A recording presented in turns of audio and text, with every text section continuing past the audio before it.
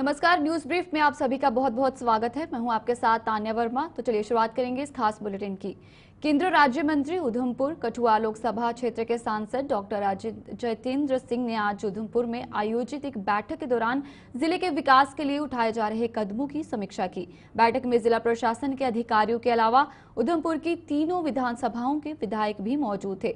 Doctor Jitendra Singh ने विकास कार्य की समीक्षा करने के साथ साथ लोगों की जरूरतों का भी जायजा लिया और कुछ महीनों के बाद शुरू होने जा रही श्री अमरनाथ यात्रा जी की यात्रा को लेकर भी पुलिस प्रशासन को जरूरी दिशा निर्देश जारी किए।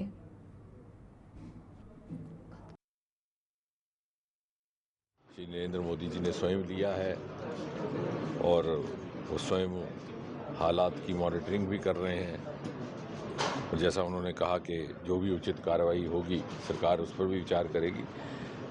जहाँ तक इस क्षेत्र का संबंध है, उधमपुर और कठुआ बेल्ट में कुछ एक समय से इस प्रकार की कुछ घटनाओं की सूचना आ रही थी। यहाँ पर कुछ संदिग्ध मूवमेंट्स भी हुई। पिछले दिनों में हमारा एक जवान शहीद भी हुआ और इत्तेफाक से कठुआ में भी हमारा जाना हुआ, 3-4 बैठकें वहाँ भी हुई।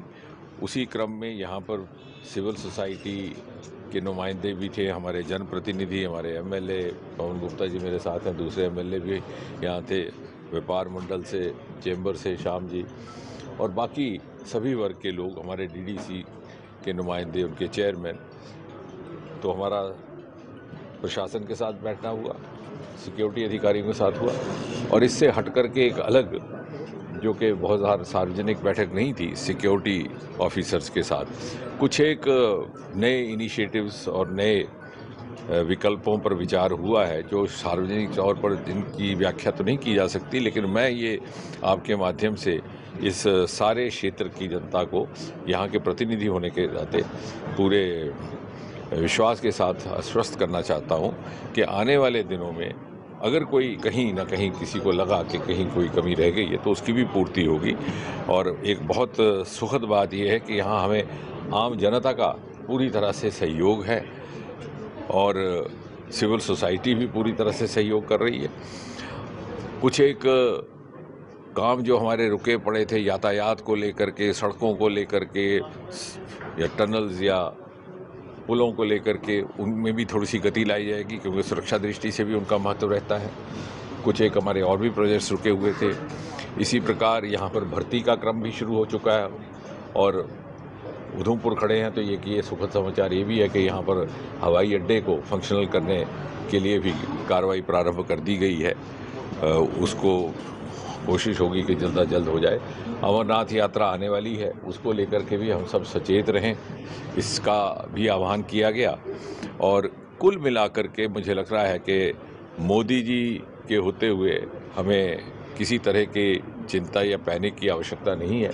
ये इलाका हमेशा राष्ट्रवाद के लिए इसका उदाहरण दिया जाता है और पूरा सहयोग प्रशासन और समाज के बीच रहते हुए हम इस संकट का। सीमाओं पर तनाव के बीच सीमावर्ती इलाकों में रहने वाले लोगों ने बंकरों की साफ सफाई का काम शुरू कर दिया है। भारत और पाकिस्तान में युद्ध की स्थिति में इन लोगों के लिए ये बंकर बेहद कारगर साबित होते हैं, जिसके चलते बंकरों की साफ सफाई के साथ साथ लोगों ने इनमें जरूरी सामान भी शिफ्ट करना शुरू कर दिया है। लोगों ने इन बंकरों के निर्माण के लिए मोदी सरकार का आभार व्यक्त किया है। उन्होंने नए बंकरों के निर्माण की मांग भी की है ताकि कठिन समय में हर किसी की सुरक्षा सुनिश्चित हो सके।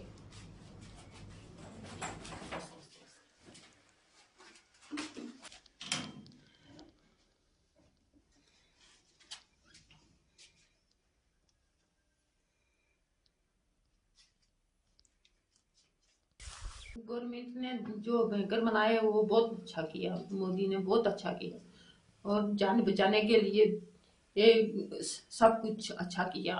मैं सारा सामान मोर्चे में रख दिया और खाना बनाने का सामान भी मोर्चे में रख बैंकर नहीं से उस फिर क्या करना सा, फिर जिधर भेजने से उधर जाने थी सा। जिस बैंकर होए तो आस इतने रहने।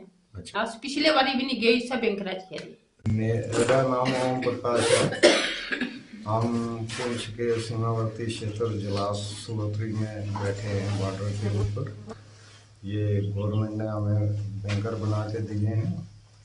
10 फुट ज़मीन के नीचे ये बुलेट प्रूफ बैंकर है। जब भी कभी दुश्मन का फायर आता है तो हम इस बैंकर में आ जाते हैं। अपने परिवार समेत जो है हम यहाँ पर बिल्कुल महफूज हैं। और मोदी जी सरकार का हम बहुत बहुत शुक्रिया अदा करते हैं कि हम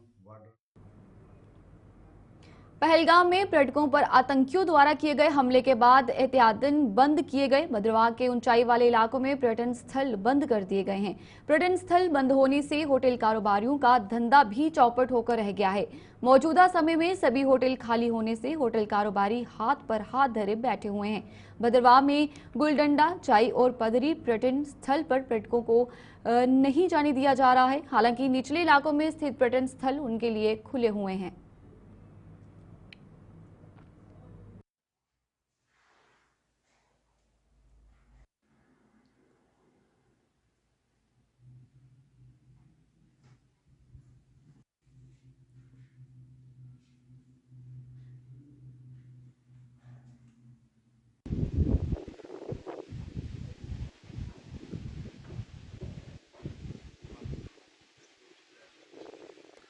पहलगाम में आतंकवादी हमला होने के बाद भद्रवाह के अंदर किस तरह से टूरिज्म का इम्पैक्ट पड़ा है, चलिए यहाँ के जो लोकल होटल वाले हैं या टूरिज्म से जुड़े हुए लोग हैं उनसे बात करते हैं। सर, क्या नाम है आपका और कितना बड़ा हमला देखते हैं आप जो पहलगाम के अंदर हुआ है? सबसे पहले पहलगाम में जो अटैक हुआ है वो तो बहुत बहुत बड़ा हमला है जो लास्ट 36 ईयर्स में हुआ है। 36 ऐसे छोटी मोटी बातें, छोटी मोटी हरकतें तो बहुत हुई हैं, लेकिन जो टूरिस्ट के ऊपर इकट्ठे एक बाग में, एक लान में, एक गार्डन में, मैं कहूँगा एक बहुत बड़े गार्डन में एंजॉय कर रहे थे, खेल रहे थे, कूद रहे थे, वहीं पे आके आतंकवादियों ने हमला किया। ये तो बहुत ही गंदी हरकत है। इससे जो फर्क पड़ा है, फर्क से पहले मैं कहूँगा कि इंसानियत का कत्ल हुआ है। हम मतलब कि हम लोग जिन्होंने पूरे हिंदुस्तान से जो घूमने के लिए आए थे, उसमें से एक लेडी, एक यंग कपल जो है, पिछले 4-5 दिन की मैरिज हुई थी, वो वहां पे उसका शिकार हुए हैं। इवन 27 पर्सन वहां पे किल्ड हुए। उनका तो भरपाई तो है ही नहीं। लेकिन उससे जो साथ साथ में हमारे जम्मू कश्मीर का बिजनेस ठप हुआ है, खास करके ट्रांसपोर्ट और होटल्स और इनके साथ जुड़े हुए और भी इंडस्ट्री, जैसे करियाने वाले हो गए, मेडिकल स्टोर हो गए, हमारे होटल के साथ तो सारे लोग जुड़े होते हैं, उससे तो काफी हद तक नुकसान हुआ है सर। आज की डेट में 90% बड़ा इम्पैक्ट समझते हैं आप? अभी मसा पटरी पे उतर रही थी, भद्रवाह का जो आंकड़ा सामने आ रहा था 5 से 6 लाख टूरिस्ट यहाँ घूमने फिरने आ रहे थे। आपका अपना होटल है, अपनी तमाम चीजें हैं, कितना बड़ा इम्पैक्ट समझते हैं? कितने कमरे खाली हैं, क्या चीजें? देखो, जिस दिन ये अटैक हुआ उस दिन तो हमें एडमिनिस्ट्रेशन, अपने डोडा डीसी साहब ने ये एक हुक्मनामा ही जारी किया था कि अपने अपने होटल से जो है सुबह आप 10 बजे इनको चेकआउट कराइए, क्योंकि अटैक ही ऐसा हुआ था। उस दिन हमारा सारा होटल खाली हो गया था, लेकिन 2 दिन के बाद फिर दोबारा क्वेरीज आई, फिर कल भी फुल थे, परसों भी फुल थे। 2-3 दिन से भद्रवाह पूरा पैक तो नहीं कह सकता, पर 80% होटल लगे हुए थे। आज हमें ये दिक्कत आ रही है कि हमारे जितने भी स्पॉट हैं वो बंद हैं, पर मैं ये नहीं कहूँगा कि हमारे लिए आप खोलो, क्योंकि गवर्नमेंट को, एडमिनिस्ट्रेशन को सारी सिक्योरिटी भी देखनी है, सिक्योरिटी के हिसाब से भी देखना है। बट फिर भी मैं एक रिक्वेस्ट ही करूंगा अपने एडमिनिस्ट्रेशन की से कि जितने भी स्पॉट्स हैं हमारे, जो मान के चलो 2 ही स्पॉट चल रहे हैं हमारे, गुली डंडा और अपना जाई वैली, आज की डेट में यहाँ लोगों को जाना दिया जाए विद सिक्योरिटी का प्रोवाइड करके, सिक्योरिटी का हिसाब देख के सिक्योरिटी वहां प्रोवाइड हो, फिर जाके हम टूरिस्ट वहां भेज सकते हैं। कटरा से हमारे पास बहुत सारी क्वेरीज आ रही है। 2019 के बाद कितना बड़ा फायदा, और जो होटल यहाँ पर गिने चुने होते थे उसके बाद यह आंकड़ा बढ़ता जा रहा है और बहुत बड़ी 5 स्टार होटल खुल रहे हैं, ये तमाम चीजें हो रही है भद्रवाह के अंदर। सर, मैं ज्यादा दूर तो नहीं जाऊंगा। 21 में मेरा होटल तैयार हुआ था। 21 में बस स्टैंड से नीचे वाला हिस्सा जो था उसमें मान के चलो 3 से 4 होटल थे। आज 4-5 सालों में अपने मीरा नगर से लेके यहाँ तक 100 होटल है, 100+ होटल तैयार हो गया है। और जो 3 स्टार प्रॉपर्टी, 5 स्टार प्रॉपर्टी और भी काफी ज्यादा होटल, आज की डेट में 40 से 50 होटलों का काम यहाँ कंस्ट्रक्शन शुरू है। काम तो बहुत ज्यादा जोरों में है। जो अभी आपके पास टूरिस्ट आ रहे हैं, जो रात को गेस्ट रुकने वाले लोग हैं, क्या ये जो कश्मीर जाने वाले लोग हैं वही वहां से? हाँ, कश्मीर जाने वाले ही हैं, जो मान के चलो जिनका टूर कश्मीर के लिए था, लेकिन वो निकल चुके हैं घर से। अब उनका डाइवर्ट हो रहा है। कटरा से हमें जो ट्रैवल एजेंट्स है वो कॉल कर रहे हैं कि भैया आपके स्पॉट्स खुले कि नहीं, हम यहाँ से डाइवर्ट करें। इवन आज भी मुझे फ़ोन आया, मतलब कि 7 दिन का टूर था, 4 दिन यहाँ करने थे, 3 दिन हिमाचल करने थे, क्योंकि हमने उनको बोला हुआ कि यहाँ से हिमाचल भी नज़दीक है।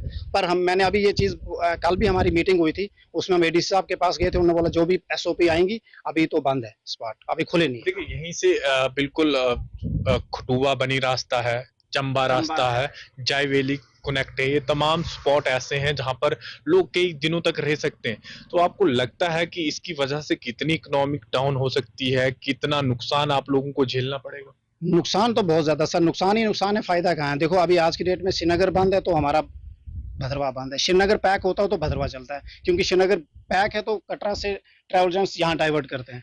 अब आज की डेट में जो हालात बने हुए हैं इसमें तो कोई आ भी नहीं रहा, लेकिन जो फंसे हुए ट्रैवल ये अपने यात्रीज हैं वो आ रहे हैं काफ़ी ज़्यादा इसमें है। मैं हज़ारों की तादाद में डेली श्रीनगर जाते हैं, तो उसका ये सोचो कि अगर 2% भी यहाँ आ रहे हैं तो कितने लोग आ रहे हैं। पर हम उनको अभी जो आज आ रहे हैं, बुकिंग है आज की हमारी, कुछ कैंसिल हुई हैं, पर फिर भी बहुत ज़्यादा नुकसान हुआ है। लोग आ रहे हैं, ऐसी बात नहीं है, लोग रुक नहीं रहे हैं।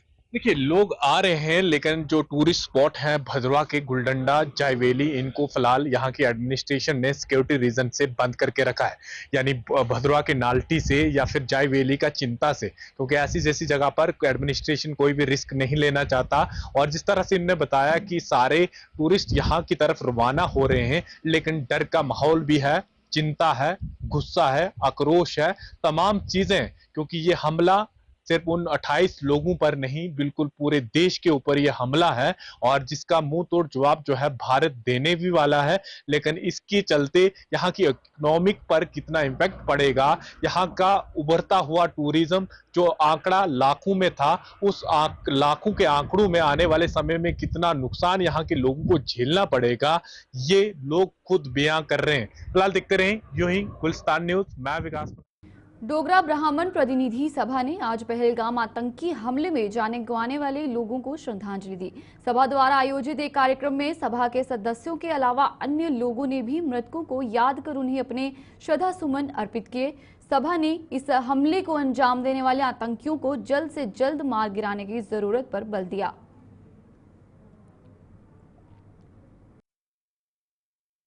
आज का जो ये फंक्शन है, ये हमने श्रद्धांजलियों का रखा हुआ है जिन लोगों के वहां पर ये पहलगाम में जो शहीद हुए उनके लिए।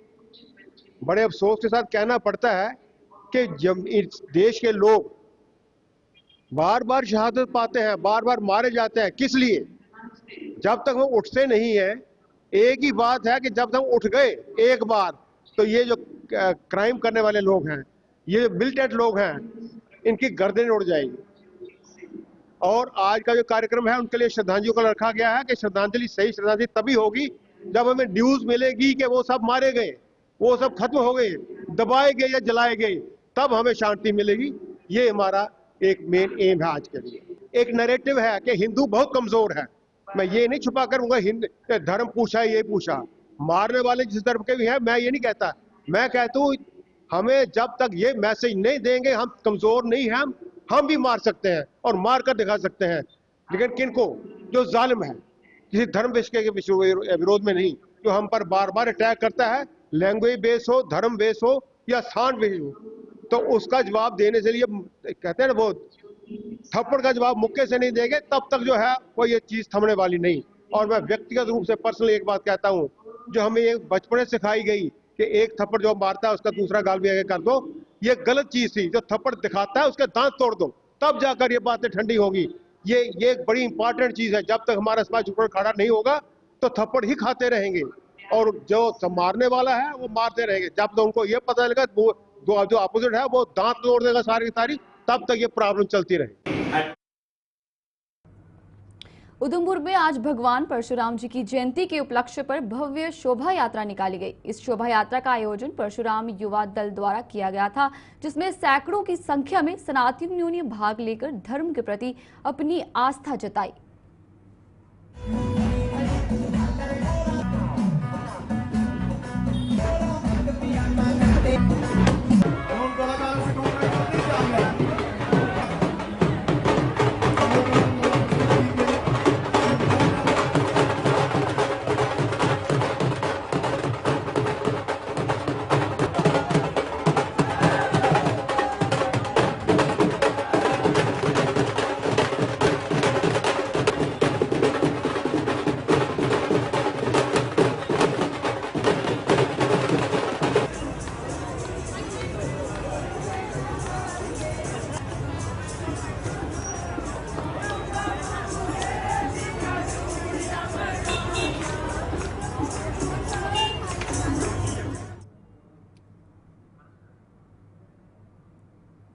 जेएमसी अस्पताल में मरीजों को अब सैंपल ट्यूब हर वार्ड में भी मिल पाएगा।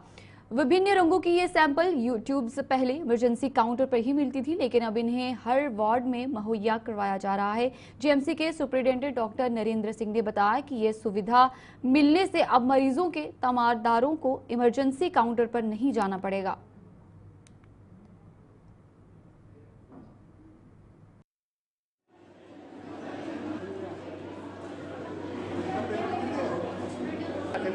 जो 5-6 किस्म की डिफरेंट कलर्ड ट्यूब्स होती हैं, इनको हमने इनकी अवेलेबल रेडियल इनको मतलब इजीली अवेलेबल करवा दिया पूरे अस्पताल में।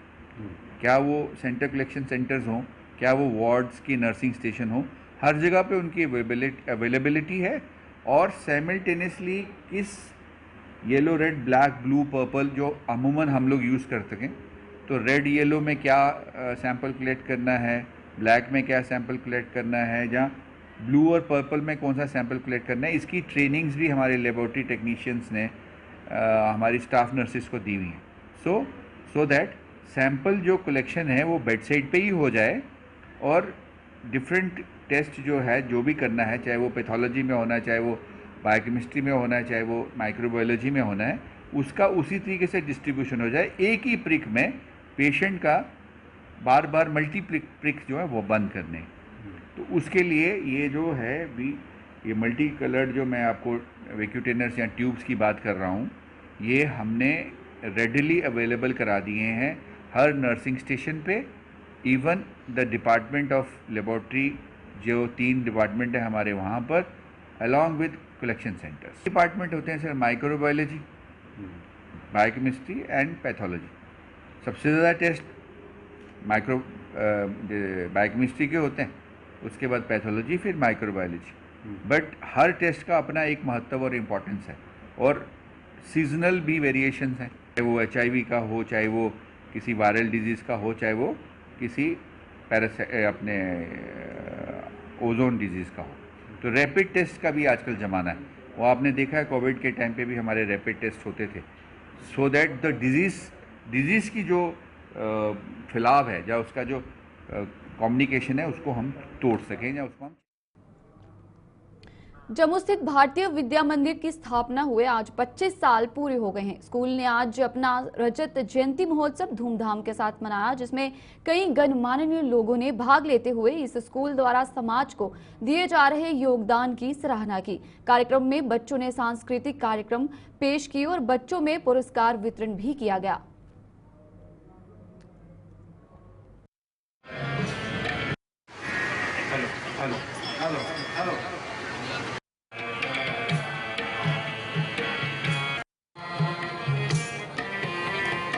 गाड़ियों की पार्किंग बना दी। बहुत बढ़िया, बहुत अच्छा।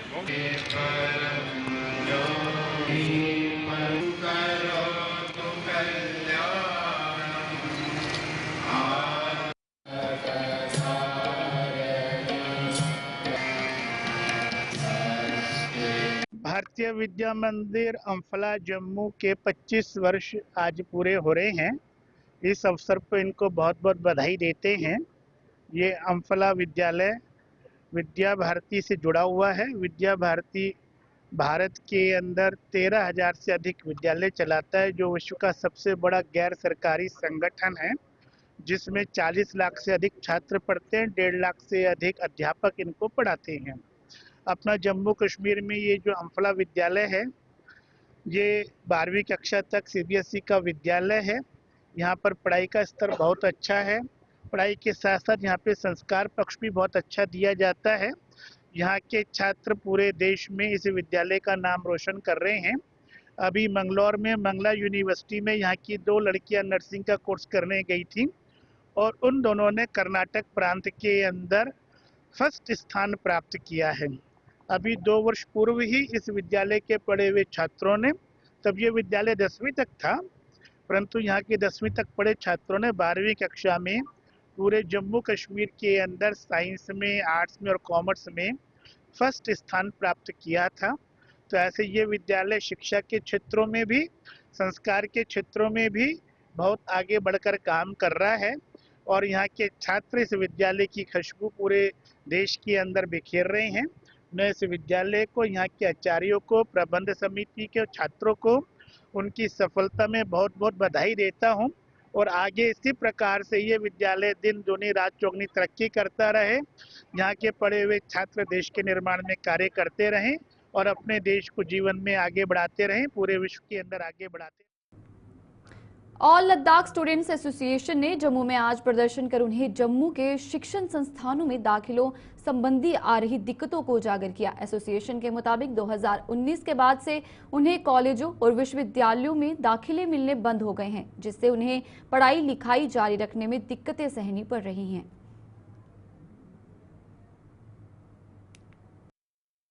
स्टूडेंट्स के साथ नाइंसाफी बंद करो, बंद करो। स्टूडेंट्स के साथ नाइंसाफी बंद करो। Kargil council, Kargil council. Ladakhi students को यहाँ पे जम्मू एंड कश्मीर में पहले 2019 से जो एडमिशन प्रोसेस था उस तरफ से हमें एडमिशन यहाँ पे नहीं मिल रहा है। पहले जो क्या होता था कि अगर कॉलेजेस में देखे जाए या यूनिवर्सिटीज़ में देखे जाए, यहाँ पे हमें इजीली एडमिशन मिलता था, अब वो बंद कर दिया गया है। पहले एसटी की कैटेगरी में यूनिवर्सिटीज़ में या कॉलेजेस में हमें एडमिशन मिलता था एसटी की कैटेगरी में, अब वो बंद कर दिया गया है। सो ये स्पेशली जम्मू के जैसे पहाड़ी एरिया हो गया या गुजर बकरा हो गया, इनके लिए लिमिटेड कर दिया गया है, तो लद्दाखियों को इस नाम से निकला गया है। और सेकंड जो है इसमें कि लद्दाख में आज तक कोई या ना तो इंजीनियरिंग कॉलेज है या ना कोई मेडिकल कॉलेज है, तो जम्मू में यहाँ पे हमें 4% जो है एडमिशन देते हैं, जो कि बहुत ही कम है। अगर आप देखा जाए लद्दाख का जो पॉपुलेशन है अभी जो है लेह में ही अराउंड 2 लाख है और करगिल में भी ज़्यादा है, तो इस कंपेरेटिवल द पॉपुलेशन, तो अगर आपको सिर्फ 100 में से सिर्फ 4 सीट्स और वो भी दो लेक और वो भी 2 करगिल को मिलते, तो ये बहुत ही कम है। तो हमारा यही डिमांड है कि पहले 2019 से पहले जो हमारा जो एडमिशन प्रोसेस था वही फिर से लागू किया जाए, तब तक जब तक लद्दाख में पूरी तरह से कोर्स अवेलेबल नहीं होते हैं। अगर आप लद्दाख यूनिवर्सिटी में देखें, वहाँ पे कोर्सेज अवेलेबल नहीं है। अगर आप देखोगे फिजिक्स जैसे एक बहुत ही बड़ा मतलब एक कोर्स है, फिजिक्स कोर्स है, वो भी अवेलेबल वहाँ पे नहीं है। अगर बच्चों को लेह में भी एडमिशन ये कोर्स अवेलेबल नहीं है, जम्मू में ये एडमिशन नहीं मिल रहे, तो बच्चे कहाँ जाएंगे। अगर हम देखे जाए, अगर बोलो कि बच्चे बाहर जा सकते हैं, दिल्ली जा सकते हैं या चंडीगढ़ जा सकते हैं, वो बहुत ही एक्सपेंसिव पड़ता है। यहाँ पे जम्मू में हमारा हमेशा ये सेकंड होम रहा है। यहाँ पे लोग अच्छे हैं, यहाँ पे स्टडी इन्वायरमेंट अच्छे हैं, डिस्ट्रैक्शन कम है, तो हम चाहते हैं कि लद्दाखी स्टूडेंट्स यहाँ पे आके पढ़े जैसे हम पहले हुआ करता था।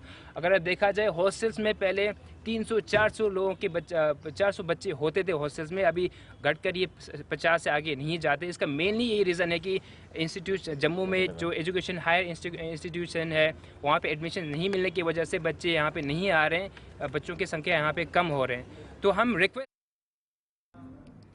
चलिए न्यूज़ ब्रीफ में फिलहाल इतना ही, मुझे दीजिए इजाजत और आप देखते रहिए गुलिस्तान न्यूज़।